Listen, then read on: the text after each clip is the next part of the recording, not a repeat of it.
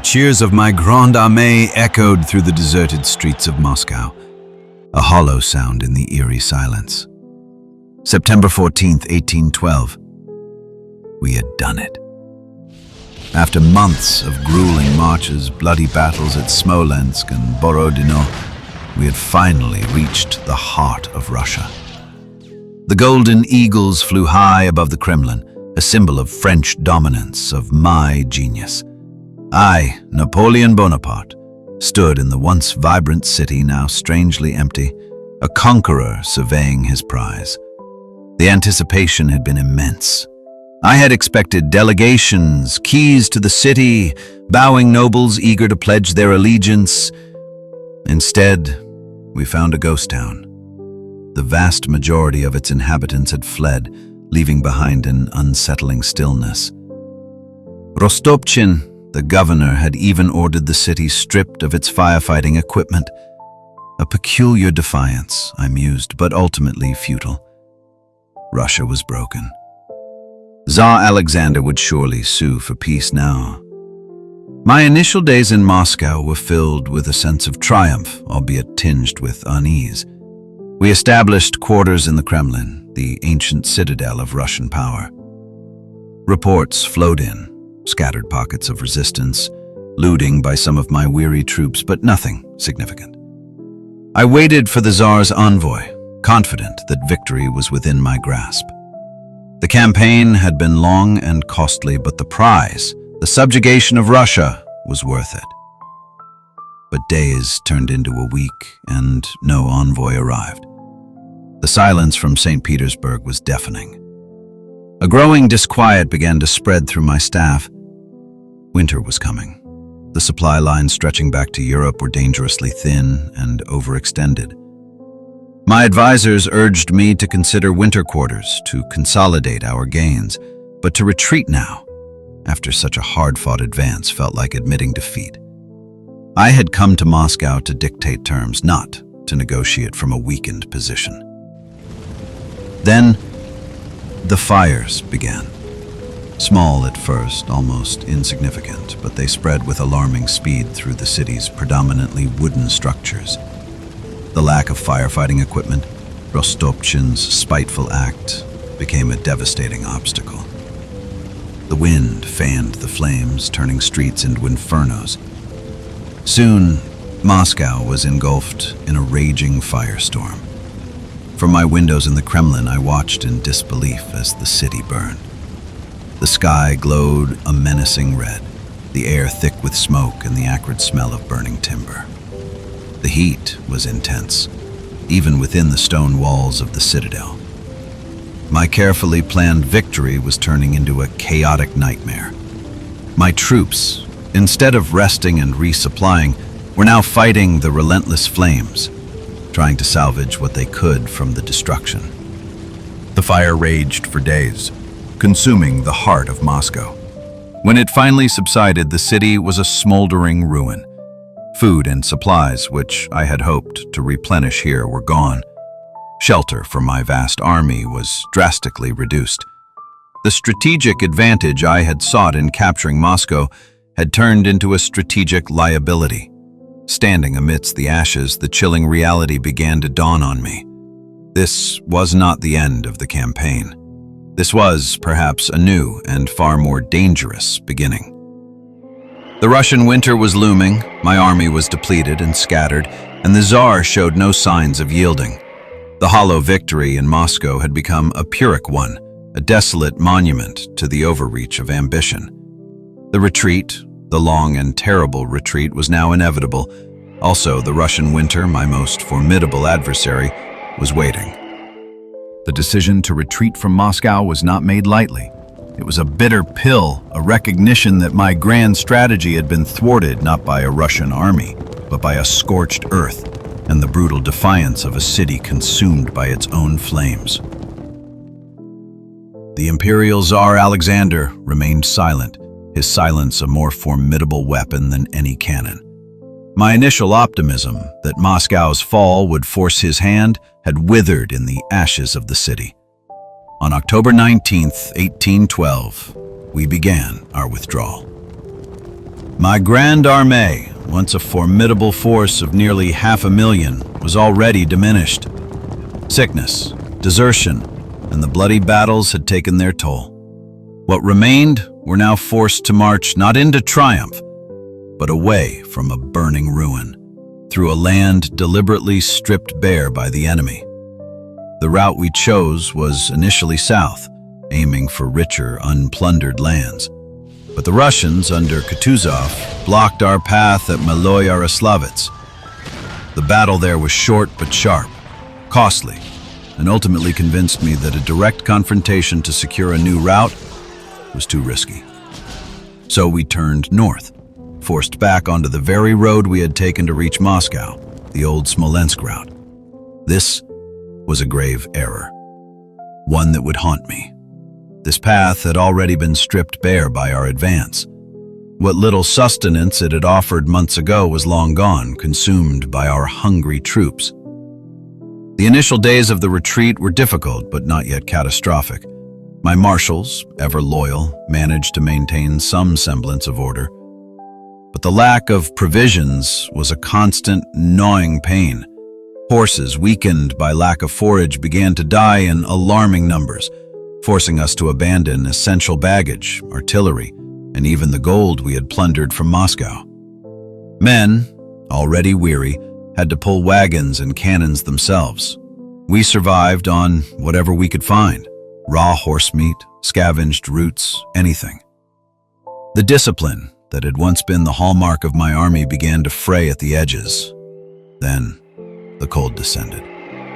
Not just the chill of autumn, but the biting, relentless grip of the Russian winter. Early November brought the first heavy snowfalls, shrouding the bleak landscape in a blanket of white. The temperature plummeted. Men, already weakened by hunger and exhaustion, now faced a new invisible enemy: frostbite. Fingers and toes turned black, then brittle. Limbs became useless.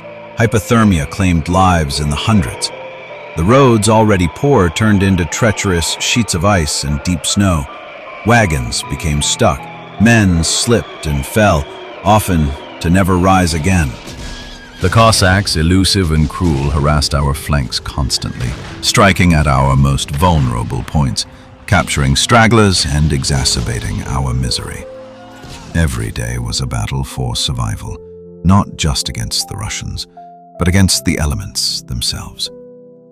The Grande Armée, which had once marched under the blazing sun of ambition, was now shrinking, freezing, and starving, leaving a trail of bodies and abandoned dreams across the vast, unforgiving landscape.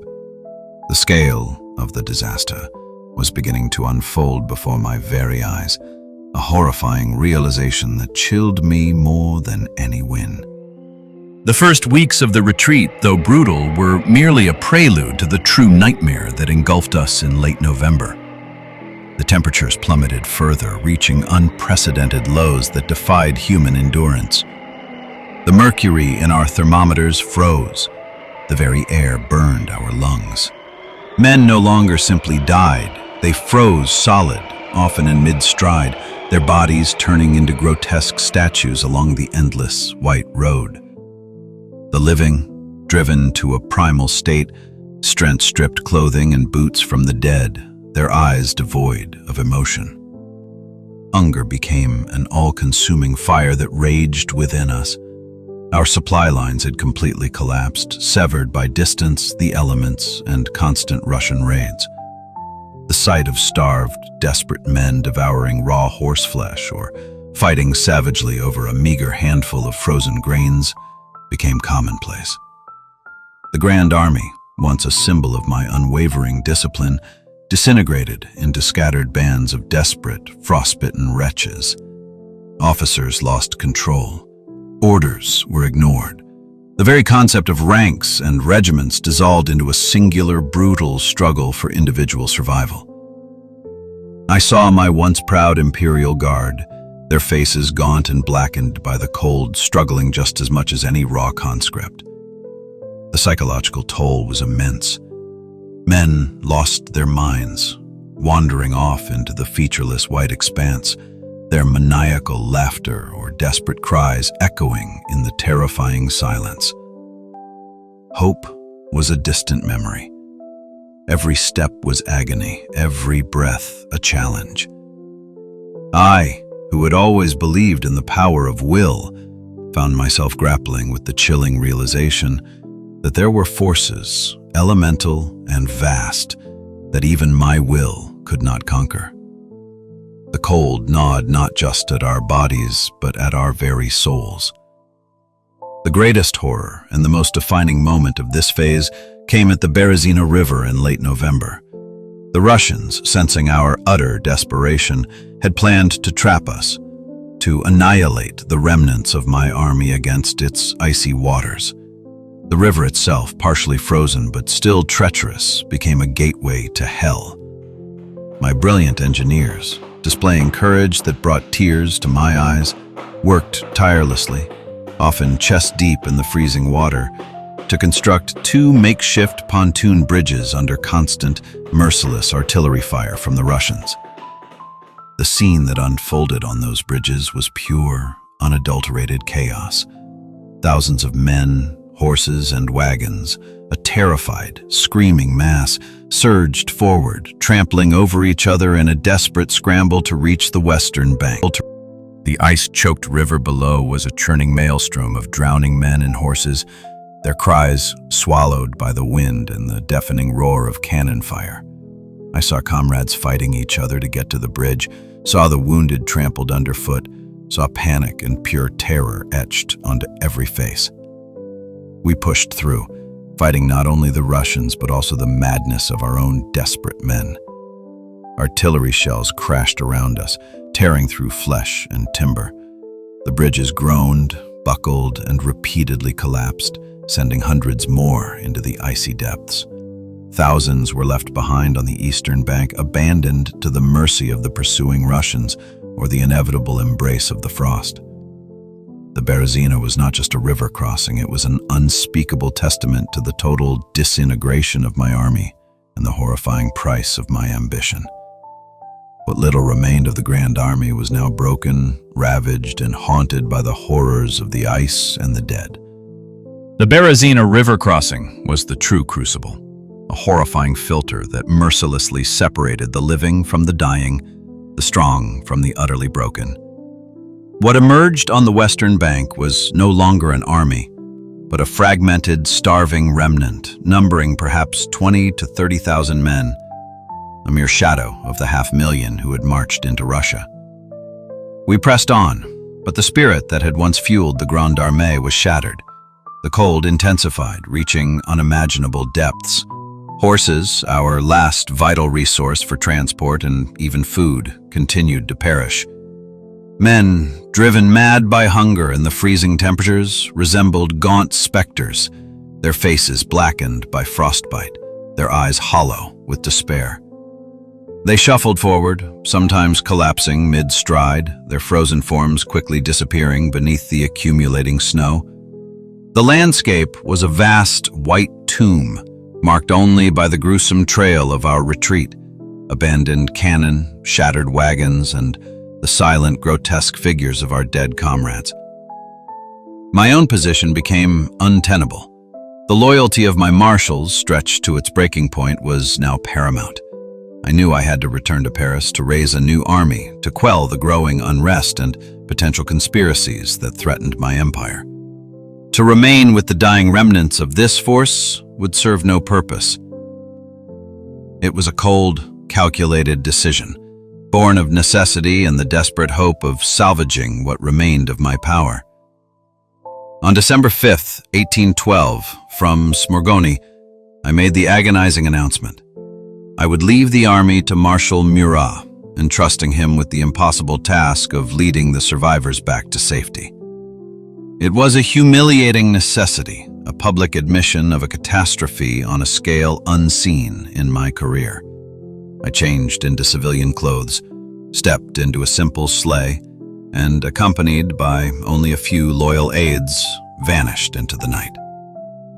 The journey was a blur of exhausting, sleepless days and nights, hurtling across the frozen plains, constantly haunted by the chilling thought of the men I had left behind. I heard whispered reports of their continued suffering, of their bodies littering the roads from Vilna to the Niemen River. The retreat became a full-blown rout, a desperate scramble for individual survival. The true scale of the disaster, the near-complete annihilation of my magnificent army, weighed on me with a crushing finality.